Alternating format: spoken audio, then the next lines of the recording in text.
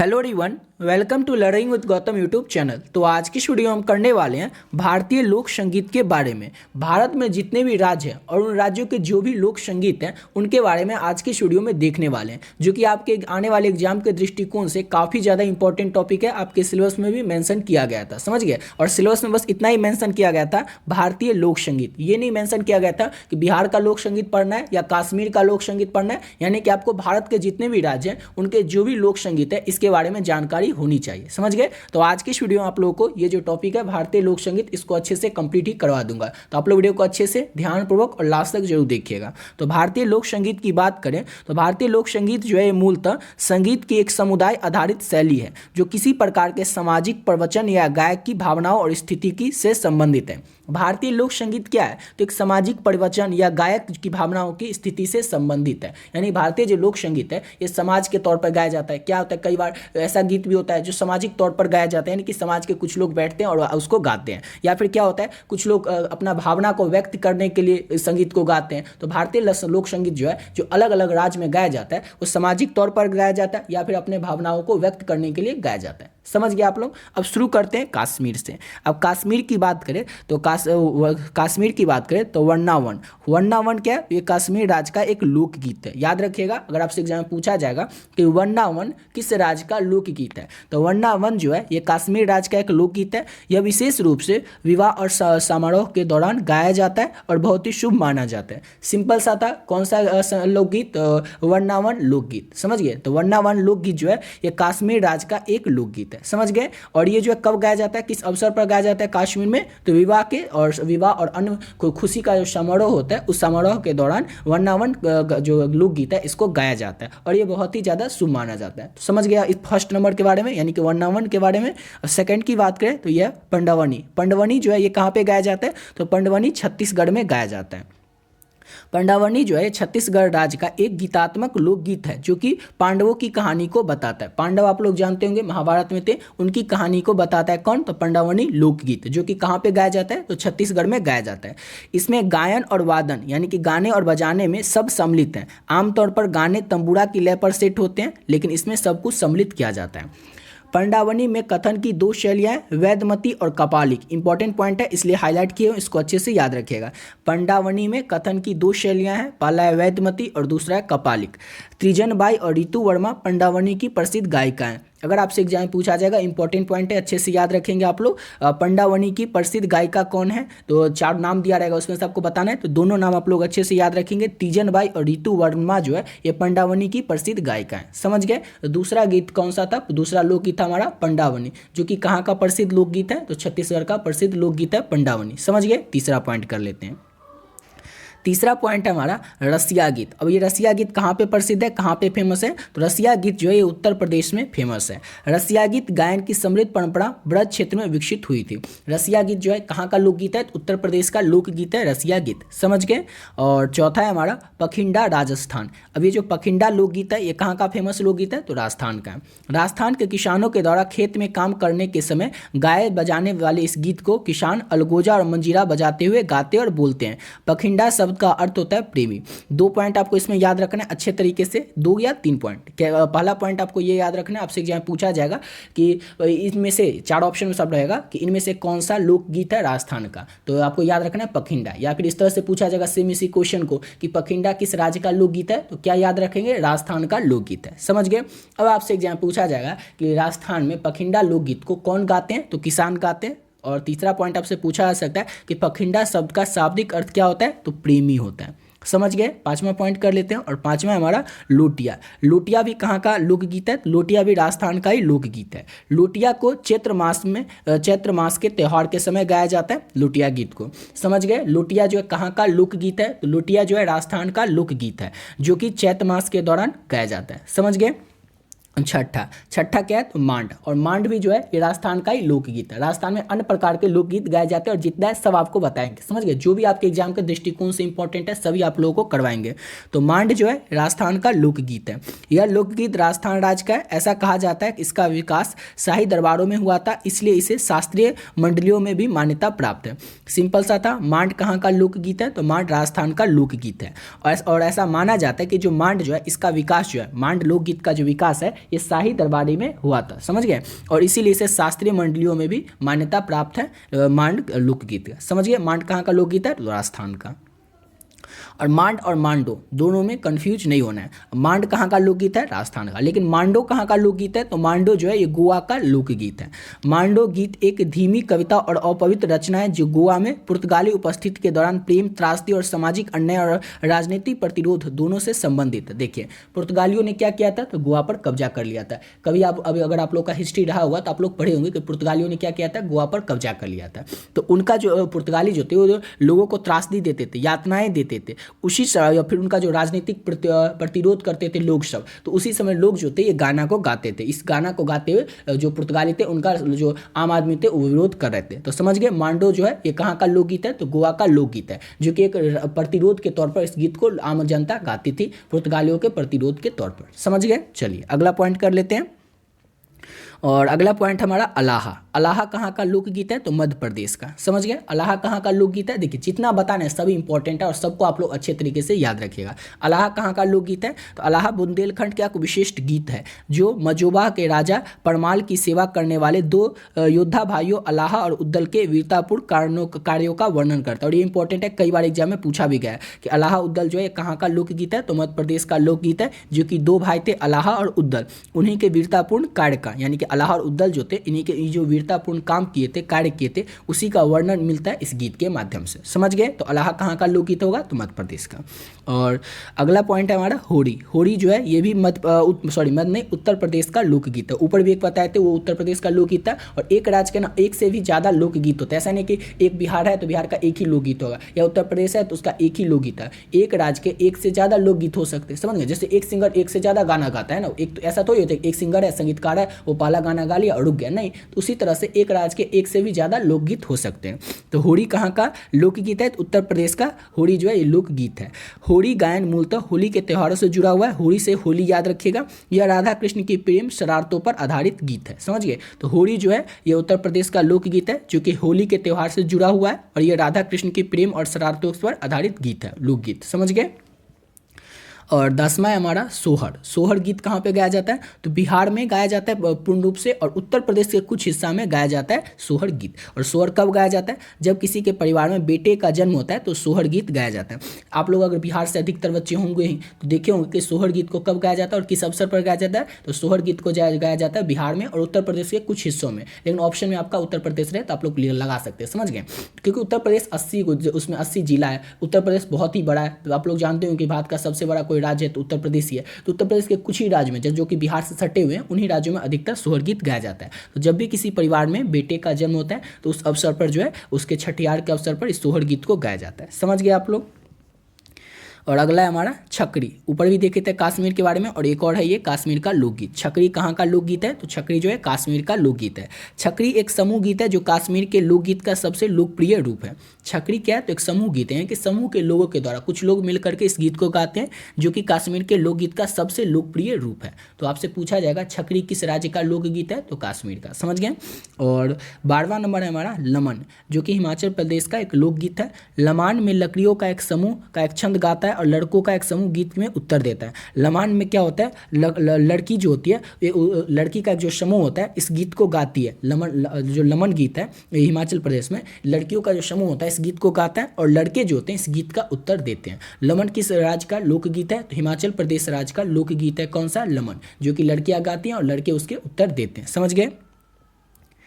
और अगला है हमारा कजरी। कजरी जो है कहाँ का लोकगीत है? तो कजरी भी उत्तर प्रदेश का ही लोकगीत है।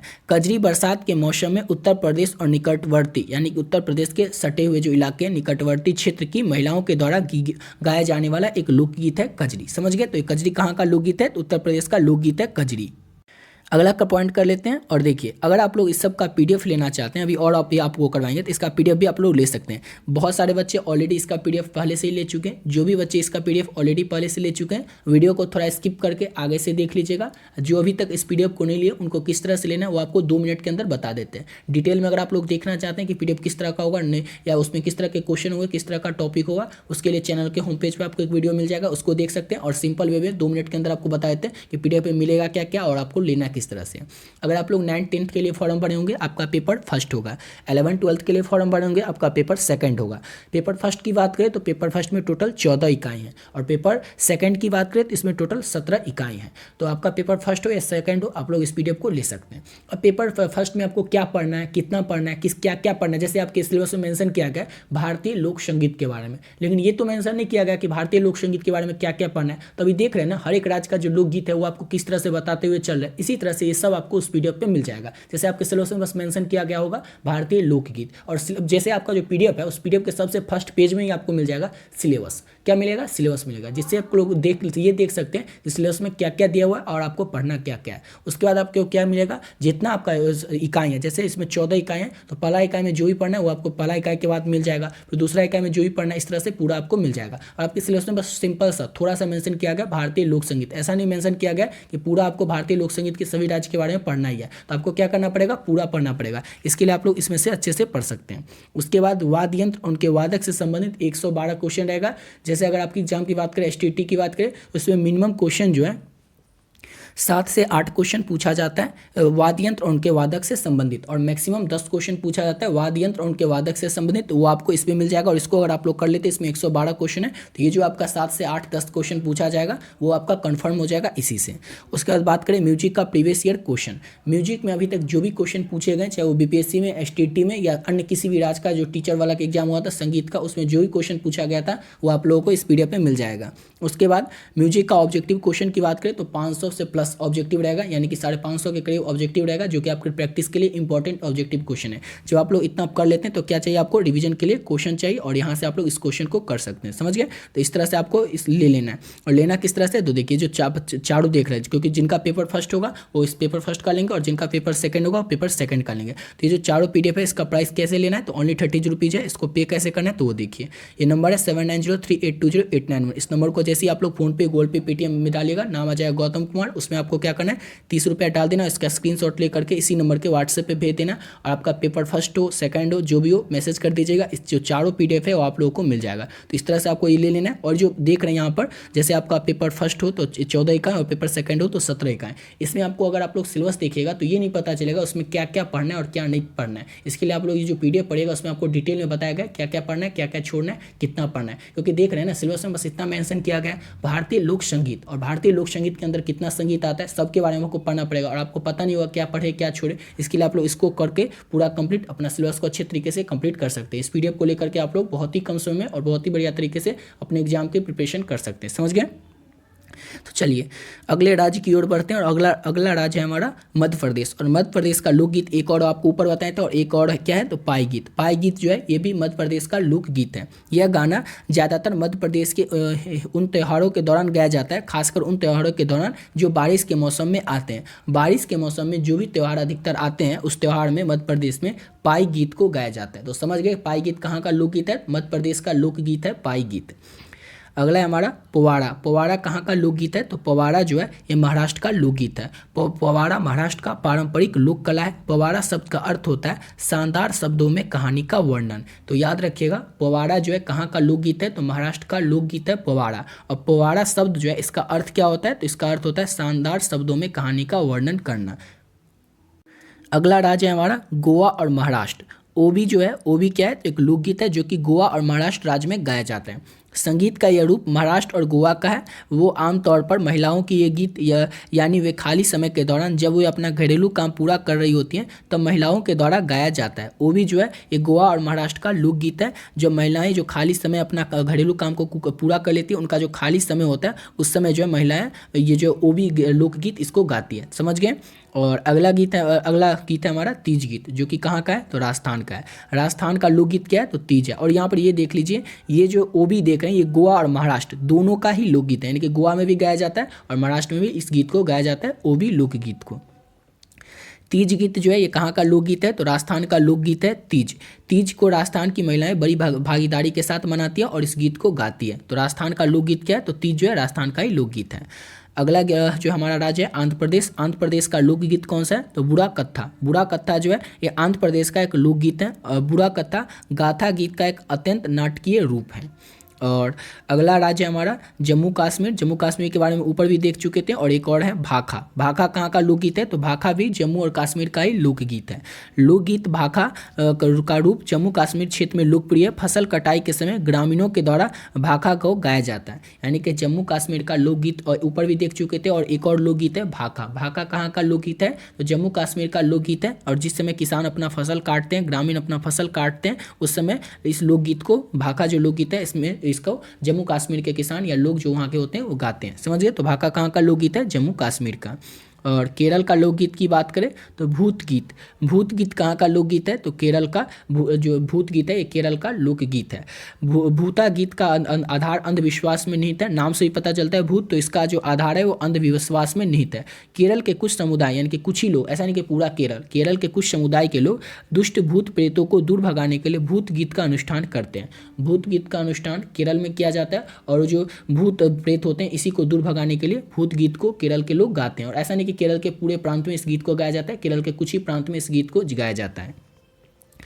और अगला है हमारा दसकठिया। दसकठिया कहाँ का लोकगीत है? तो दसकठिया जो है ये उड़ीसा का प्रचलित लोकगीत है, जो कि गाथा और गायन का एक रूप है। दसकठिया उड़ीसा का प्रचलित क्या है? तो गाथा गायन का एक रूप है।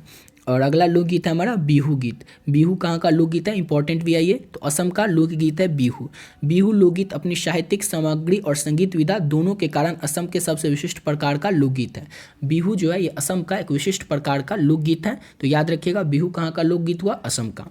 और अगला है हमारा मणिपुर का लोकगीत लाई हड़ोबा महोत्सव। लाई हड़ोबा महोत्सव जो है ये मणिपुर का लोकगीत है। लाई हड़ोबा का अर्थ होता है देवी देवताओं का त्यौहार। यह उमंग लाई वन देवता के लिए किया जाता है। यानी कि मणिपुर में वन देवता के लिए गाए जाने वाले लोकगीत को कहा जाता है लाई हड़ोबा महोत्सव, जो कि कहाँ का लोकगीत है? तो मणिपुर का लोकगीत है लाई हड़ोबा महोत्सव। समझ गए?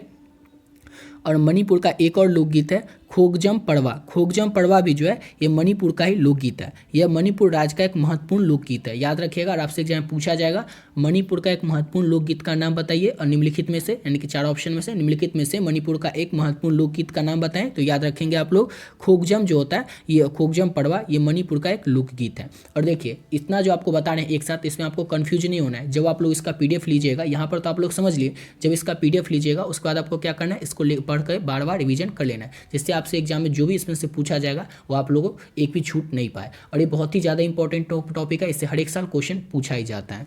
और अगला लोकगीत को देख लेते हैं। तो अगला लोकगीत है हमारा मिजोरम का सेकुती जाई। सेकुती जाई जो है मिजोरम का लोकगीत है, जो कि मिजो को पारंपरिक रूप से गायन जनजाति के रूप में गाया जाता है। मिजो के जो पारंपरिक रूप से जो जनजाति वहाँ के होते हैं, मिजोरम में जो जनजाति होते हैं, वो सेकुती जाई गीत को गाते हैं मिजोरम में। यानी कि सेकुती जाई जो है ये कहाँ का लोकगीत है? तो मिजोरम का लोकगीत है सेकुती जाई। ठीक है। अब बात करते हैं तमिलनाडु की। तो विल्लू पट बोसोंग। विल्लू पट बोसोंग जो है ये तमिलनाडु का एक लोकप्रिय लोकगीत है। अच्छे से याद रखिएगा, पूछा जाएगा आपसे एग्जाम में तमिलनाडु का लोकप्रिय लोकगीत कौन सा है? तो विल्लू पट्टू बोसोंग जो है ये तमिलनाडु का लोकप्रिय लोकगीत है। समझ गए? महाराष्ट्र के बारे में और भी ऊपर देख चुके थे, और आपको ऑलरेडी ऊपर बता चुके एक राज्य का एक से ज़्यादा लोकगीत होता है। तो महाराष्ट्र का जो लोकगीत है वो क्या है? लावनी महाराष्ट्र का एक लोकप्रिय लोकगीत है। लावनी कहाँ का लोकगीत है? तो महाराष्ट्र का लोकगीत है। कौन सा? तो लावनी। और नेक्स्ट हमारा पंजाब का सबको पता होगा भांगड़ा जो है ये पंजाब का प्रमुख लोकगीत है, जो कि आज के भांगड़ा नृत्य उन्मुख लोक संगीत का एक रूप है, जो कि आज के समय में एक पॉप सनसनी बन गया है। यानी कि आज के समय में एक पॉप के तौर पर इसको गाया जाता है, बहुत ही ज़्यादा फेमस हो चुका है भांगड़ा। तो भांगड़ा जो है कहाँ का लोकगीत है? सबको पता होगा पहले से ही, पंजाब का है। नेक्स्ट है डांडिया। डांडिया कहाँ का लोकगीत है? तो गुजरात का लोकगीत है डांडिया।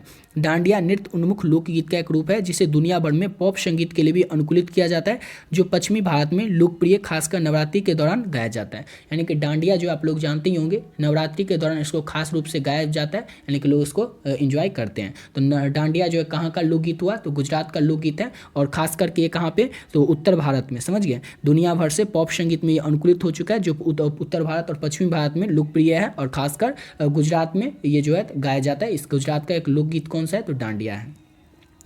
और अगला है हमारा राजस्थान। फिर से राजस्थान आ गया, क्योंकि राजस्थान के बारे में ऊपर भी लोकगीत देख चुके हैं। तो पढ़ी हाड़ी जो है ये राजस्थान का एक लोकगीत है, जो कि राजस्थान में विषयगत रूप से जल से संबंधित गीत है। याद रखिएगा, राजस्थान में जल से संबंधित कौन सा लोकगीत है, अगर आपसे जहाँ पूछा जाए या फिर पूछा जाए ये 4 ऑप्शन में से राजस्थान का लोकगीत कौन सा है, तो पढ़ी-हाड़ी जो है राजस्थान का लोकगीत है। और अगला लोकगीत हमारा आंध्र प्रदेश का कौन सा है, तो कोल नालू या फिर कोल्टम, जो कि आंध्र प्रदेश का लोकगीत है। या आंध्र प्रदेश का एक लोकप्रिय संगीत और नृत्य संयोजन है। तो याद रखिएगा, आंध्र प्रदेश का लोकगीत कौन सा है, तो कोलनालू या कोल्टम जो है आंध्र प्रदेश का एक लोकगीत है। और यहाँ तक हो जाता है आपका पूरे भारत का जितने भी लोकगीत है वो कंप्लीट, यानी कि पूरे भारत से जो भी लोकगीत हैं, जिस भी राज्य के जो भी इंपॉर्टेंट आपके एग्जाम के लिए था, सभी आपको करवा दिए। ये जो 31 देख रहे हैं, 31 को आप लोग अच्छे तरीके से याद कर लेते हैं, तो इससे आपके एग्जाम में काफ़ी सारे क्वेश्चन पूछे जाने की अधिक संभावनाएं, क्योंकि ये एक ऐसा इंपॉर्टेंट टॉपिक है, इससे हर एक साल एग्जाम में क्वेश्चन पूछा ही जाता है। और आपके सिलेबस में ओनली मेंशन किया गया था भारतीय लोकगीत के बारे में, ऐसा कोई नहीं मेंशन किया गया था राजस्थान का लोकगीत पढ़ना है, बिहार का पढ़ना है, सिर्फ मेंशन किया गया था भारतीय लोकगीत। इसको अच्छे से आप लोग कंप्लीट कर लीजिएगा। यहाँ पर आप लोग सिर्फ समझ चुके हैं, इसको रिवीजन बार बार करते रहिएगा, ताकि आप लोग भूल नहीं पाइएगा। जब जैसे ही आप लोग पीडीएफ लीजिएगा, उसको पढ़ करके आप लोग क्या कीजिएगा, बार बार रिवीजन कर लीजिएगा। इससे क्या होगा, आप लोग कभी नहीं भूल पाइएगा, और आपके एग्जाम में जैसे इससे संबंधित क्वेश्चन आएगा आप लोग बना लीजिएगा, ठीक है। और पीडीएफ के बारे में आपको ऑलरेडी ऊपर बता चुके हैं कि आपको किस तरह से लेना है, तो आप लोग पीडीएफ लेकर के इसको अच्छे तरीके से प्रिपेयर कर सकते हैं और अच्छे तरीके से तैयार कर सकते हैं, ठीक है। तो मिलते हैं नेक्स्ट वीडियो में, नए वीडियो के साथ और नए टॉपिक के साथ।